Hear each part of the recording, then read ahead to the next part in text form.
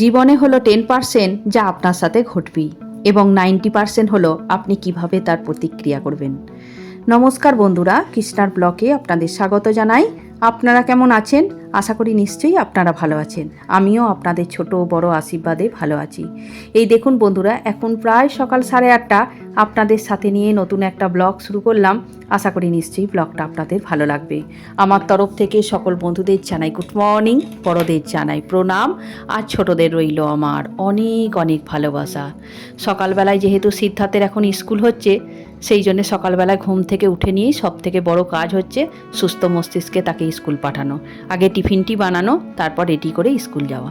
তবে আজকে এই মুহূর্তে সিদ্ধার্থ এখন স্কুল চলে গেছে, আমার পুজো পাঠ সমস্ত কিছু হয়ে গেছে।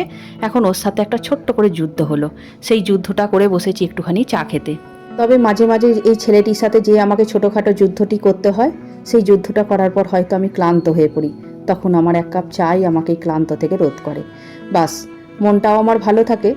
আর যে যুদ্ধটা করার পর আমি ভাবি যে আমি এটা ভুল করলাম না খারাপ করলাম, তারপর অনেকক্ষণ বোঝানোর পর তখন বুঝতে পারি যে না, ওর বাঁকা পথটি আমি এখন সোজা করতে বসেছি। তবে মোটামুটি আমার এখন চাটি হয়ে গেছে, আর বিস্কুটের ডিব্বাটাই দেখলাম বিস্কুট একদম বাড়ান্ত। বাস, এই বিস্কুটটি খাবো এবং সারাদিন আমার এই যুদ্ধ চালিয়ে যাব। আসল কথা, সিদ্ধার্থের বয়সটি এখনও 10 বছর হয়নি জানেন, এখন মাত্র 6 বছর 2 মাস। তবে মনে মনে ভাবলাম 10 বছর হতে 4 বছর এখন আমার হাতে আছে, সেই আমার পথটি এখন বাঁকা পথটি সোজা করতে হবে। আসল কথা, যেহেতু সিদ্ধার্থ এখন ছোট মানুষ, কারুর কিছু দেখে সঙ্গে সঙ্গে আমার কাছে এসে বায়না করে। কিছুদিন আগে বলছিল মা আমার একটা মোবাইলের দরকার পড়ে, সেটিকে এখন খুব ভালোভাবে বুঝিয়েছি যে মোবাইল এখন তুমি একদম পাবে না, যতক্ষণ না ক্লাস 10-এ উঠবে ততক্ষণ তোমার মোবাইল হাতে পাবে না। আর এখন আবার ইদান্তিং একটা বায়না হয়েছে, সে একটি সাইকেল কিনবে। তবে হয়তো আমি সাইকেলটি এখন দিতে পারি, মোবাইল তো আমি সাধ্যের মতো হলেও দেবো না। কিন্তু এখন আমি কিছুদিনের জন্য ওকে আটকে দিয়েছি যে তুমি আরেকটু বড় হও, যখন তোমার 10 বছর বয়স হবে তখন তোমাকে একটুখানি সাইকেল দেবো।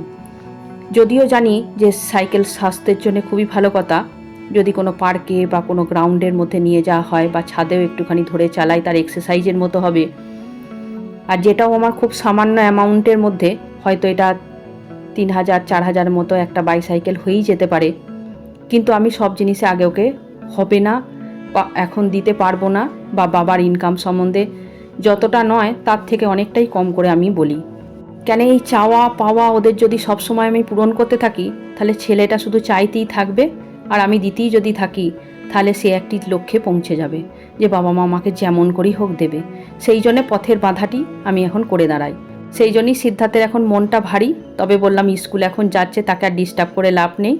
তবে যেরকম জিনিসটি আমি করে থাকি, সিদ্ধার্থ যখন আমার কাছে থাকে তখন আমার মাকে বা ভাইকে বা বোনকে একটি ফোন লাগিয়ে তার সাথে কথা বলি যে সিদ্ধার্থ আমার অনেক বোঝদার হয়ে গেছে, সে আমার অনেক কথা শোনে, যে কথাটি মানা করি সেটি আর দ্বিতীয়বার বলে না। এরকম একটা ভাবনা চিন্তা মাথায় রাখি, তারপরে দেখি বেশ ওষুধটার কাজ হয়। ফট করে আমি কোনো জিনিস দিতে চাই না। আসল কথা, এইরকম অনেক চাওয়া পাওয়া থেকে দেখেছি যে অনেক বাড়ির সন্তানরা নষ্ট হয়ে গেছে। তবে এই পাওনা চাইতে চাইতে আর দিতে দিতে এমন বাচ্চারা হয়ে যায় যে কোনো পরিস্থিতিতে তারা একদম বুঝতে পারে না। হয়তো তাদের টাগের লাইফ আছে, হোস্টেল লাইফ আছে, স্কুল লাইফ আছে, সেখানে যদি সেইভাবে মা বাবারা অ্যাফোর্ড না করতে পারে, সেই বাচ্চাটা কিন্তু সেখানে মেনে নিতে পারে না। তখন কি হয়ে যায়, তখন টাকা উল্টে দিলে যে কথাটি আমি বলেছি সেটি হয়ে যায় কাঁটা। যখন আপনি না দিতে পারবেন তখন আপনার সাথে সেই বিট্রে শুরু করে দেবে। সেই জন্যে সময় থাকতে থাকতে সেই জন্য ছেলেকে একদম সুস্থ পথে সুন্দর মনে পৌঁছে নিয়ে যান। চলুন সবাই মিলে, আপনি আমি সবাই মিলে এইটি যদি করি, তাহলে নিজেদের সন্তান নিজেদের একদম লক্ষ্যে পৌঁছে যাবে।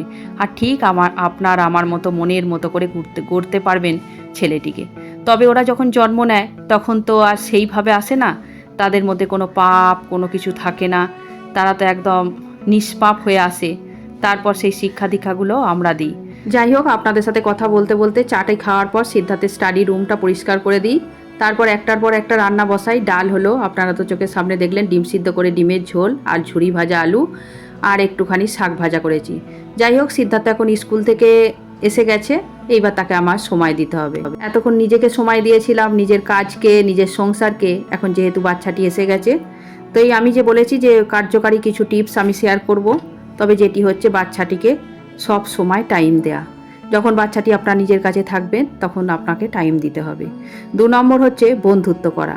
আপনার মতো মা বাবা মতো বন্ধুত্ব হয়তো বাচ্চাটার কাছে আর কিছুই নেই।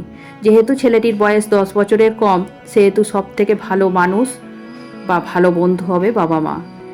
3 নম্বর হচ্ছে খাওয়া দাওয়ার সময় খেয়াল রাখতে হবে যে বাচ্চাটি কি খাচ্ছে বা কোন জিনিসগুলো খেতে পছন্দ করে, কোনটা দিলে ওকে ভালো হবে, সেই জায়গায় বুঝিয়ে বাঝিয়ে তাকে সেগুলোকে খাওয়ানো।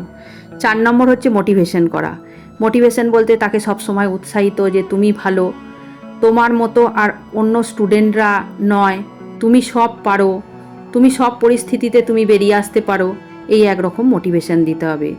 5 রকম হচ্ছে তাকে বোঝা, সে কি বলতে চাইছে, কোন দিকে যেতে চাইছে, কেন সে যে জিনিসটায় পারছে না, কেন পারছে না, সেটা তাকে সম্পূর্ণরূপে বোঝাতে হবে। হয়তো কোনো একটা ফাংশানে সে পার্টিসিপেট করেছে, কিন্তু তাকে বকাবকি না করে তাকে বুঝতে হবে যে সে কেন সেটা পারলো না। আমরা যদি তার মধ্যে ইনভলভ হয়ে যাই, খুব সহজ সরল হয়ে যাবে নিজের বাচ্চাটাকে বোঝাবার জন্য। 6 নম্বর টিপস হচ্ছে বাচ্চাদের খাওয়া বা পড়াশোনা ছাড়া আর একটা দিক হচ্ছে খেলা। সে সারাদিনে কতটা খেলতে পেলো সেটাকেও খেয়াল রাখতে হবে।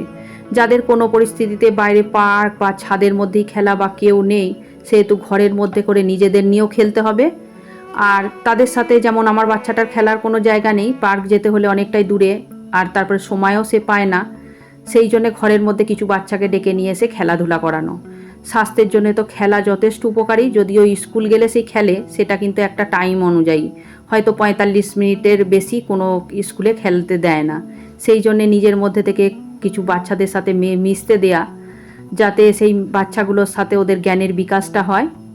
7 নম্বর হচ্ছে কিছু পারিবারিক জিনিসকে তাদের সাথে শেয়ার করা, যেমন আপনার কিছু সুখ দুঃখ মিলিয়ে তাদের যদি শেয়ার করা যায়, দেখবেন বাচ্চাটা আপনার সাথে অনেকটাই জড়িত থাকবে। কেননা এমন নয় যে এমন কিছু বলে বা ঘরের লোককে বিষ করে দেয়া, কিন্তু বাবা মায়ের কথাবার্তার মাঝেও তাদের কিছু শেয়ার করতে হবে যে দেখো বাবা, আমাদের এই পরিস্থিতি, আমি এখন এই জিনিসটা পাচ্ছি না, আর যখন আমি পারবো সব থেকে আগে তোমাকে দেব।